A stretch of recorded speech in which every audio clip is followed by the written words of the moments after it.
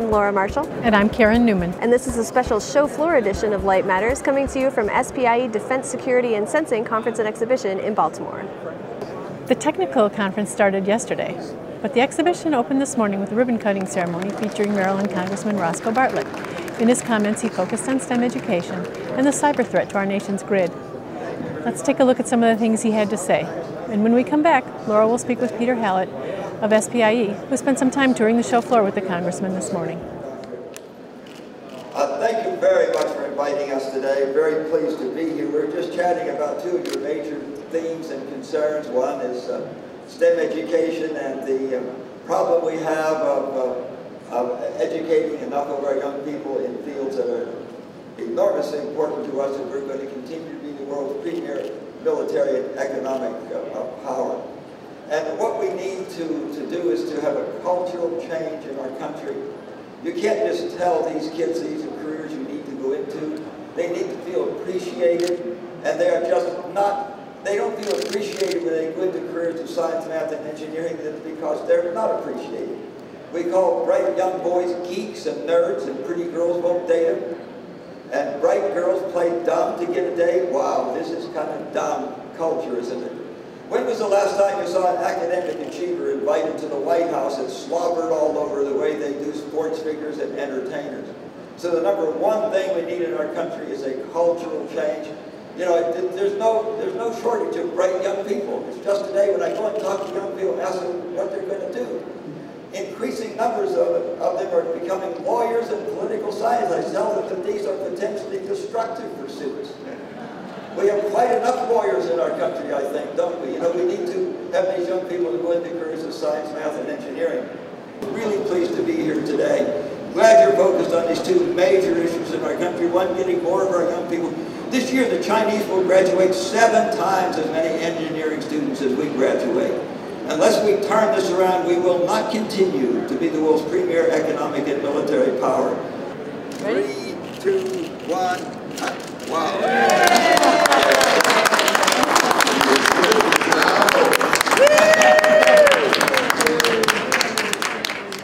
So as you and Representative Bartlett toured the show floor this morning, what seemed to catch his interest the most? It was really fascinating in how optics is used in so many ways for sensors, and in particular a lot of the infrared sensors that are shown here. But further, since he is a scientist, and from what I understand only one of 3 scientists in Congress at the moment, he spent a lot of time talking with some of the suppliers about how they create these photonic devices. He was looking inside the packaging. He was looking at the lasers, he was looking at the sensors, he was looking at the lenses and the coatings and trying to get a better understanding about the different wavelengths and what they reveal. Mm-hmm. That's great. Well, it's good that we're in Baltimore to have proximity to some of these lawmakers who are also scientists. Having the show in Baltimore this year, do you have a sense that the move has been successful so far? Yeah, it's been very successful. The number of exhibitors has never been higher. The number of papers has never been higher. The number of people who registered to visit the exhibition has never been higher. So these are all good indicators that the move to Baltimore was quite positive. And I think with the travel budgets under high scrutiny, the ability to drive over without needing travel authorization is a great advantage.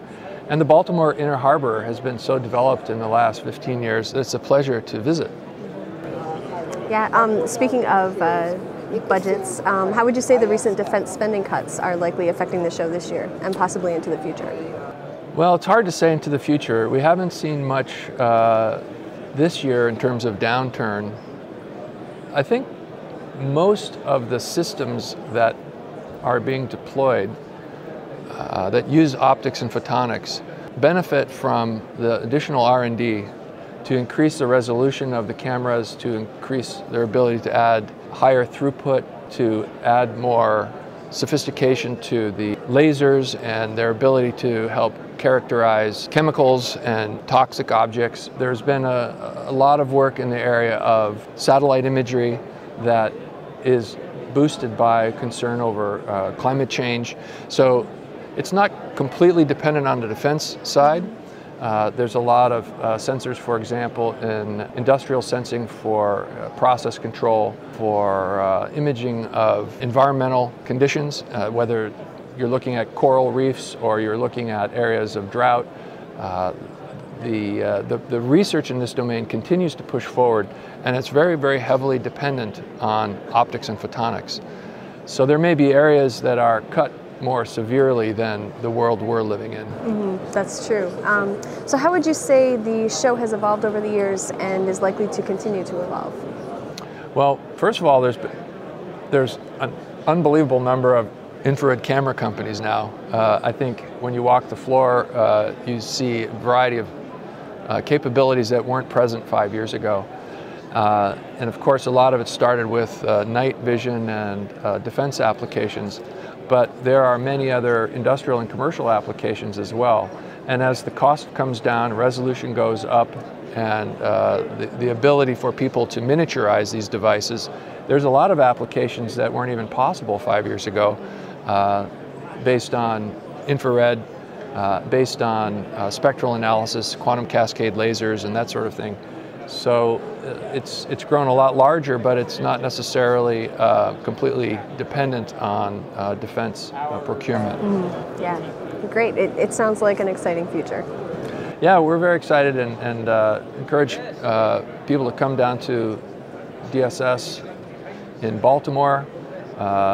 SPIE and Photonics Media have had such a good partnership over the years. We're very happy to have this time together. Yes, great. Thank you so much for joining us. I know this has been a really busy show for Peter, and we're really glad that he could take a couple minutes to stop by and talk with us. As part of the exhibition, SPIE is actually holding a job fair right here on the show floor. Yes, and I heard that while they have the same number of companies exhibiting at the job fair, those companies have more jobs to offer. And we talked to a few of them. I am here at the Edmund Optics booth in the career fair portion of the exhibition. I'm with Lisa Canonico and Susan Tunney from Edmund. And have you guys participated in the career fair part of DSS before? This is actually our first job fair, and it's been quite exciting. We came in a little early, and we were anticipating a good flow. So far, so good. In the first hour and a half, we've collected about 12 resumes of some pretty good qualified engineers in different areas, so I think we're doing pretty well. Great, and what would you say the job outlook is for the optics and photonics industry? So I think based upon the economy that's happening, that the job market might be a little bit conservative, but at Edmund Optics, we are always looking for talent, and so we look at a person's resumes and the value that they bring to our company and make our hiring decisions that way. Thank you so much for your time. Great, thank you. And we're talking now with Suzanne Krinsky from Daylight Solutions in the career fair. Have you participated in career fairs at this or any other show before? Yes, actually, this is the third time I've participated in the DSS career fair, and we usually go to some of the larger conferences to be seen and to have a presence in the industry. And how's it been so far today? Today's been a little bit slower than I was hoping for. Being the first day, it kind of usually starts up a little bit slow, and then after lunch is when it seems to usually pick up. So I'm looking forward to a much busier afternoon. But so far, the applicant flow has still been quality applicants. So that's one of the reasons why I like to come here, is the quality is definitely very worth it. And what would you say is the job outlook for optics and photonics positions? I want to be very optimistic. I think for us, for Daylight Solutions, we definitely are growing, and so for us, we're just hiring and looking for quality people. So I think the competition is still steep out there. We still have to do a lot of searching for the right type of candidate, so there seems to be a lot of activity going on out there. So it seems to keep me moving, and there's a lot going on, but I'm optimistic. I want it to keep growing and stay busy. So. Thank you so much for your time. Absolutely, thank you. Hi, I'm here on the show floor with William Hurley from Rochester Precision Optics. So how has the show been for you so far this morning? Oh, the show's been absolutely great. It's a beautiful new hall to come to, and it seems it's much roomier, a lot of hotels, and maybe we'll catch an Orioles game when we're down here too. Maybe. Now, what are you showing here that's new?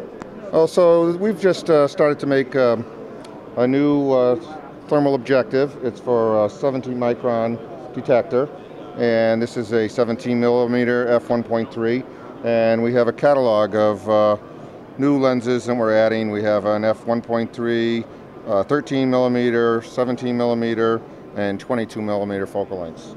And that's the FireEye family? Yes, we're calling this the FireEye objective. Great. And what's the response been so far this morning to this particular? The response has been very positive. There's a lot of customers out there who have detectors and are looking for objectives, so we think this is a nice, very compact design, athermalized, and it's a very high-performing objective, so hopefully they like it. Great. Thanks so much for talking with us. Sure.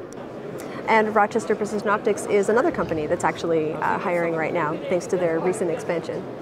I've gotten to attend a number of technical talks in the conference so far this week.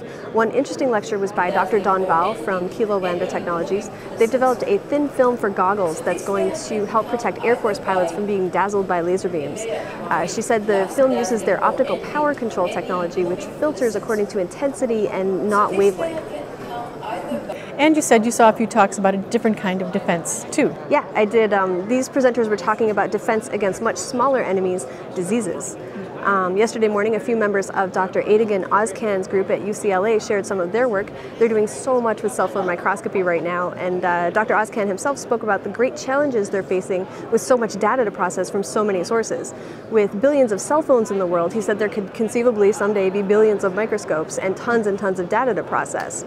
He proposes allowing crowdsourcing of the analysis, and he described an experiment that they did in which minimally trained non-professional game players actually helped diagnose malaria through their game systems. Very interesting. It's exciting work, and there's sure to be more. That's true, and we'll keep bringing you all the latest photonics news here on Light Matters from our studio in Massachusetts and at events around the world. Thanks for watching, and we'll see you next week.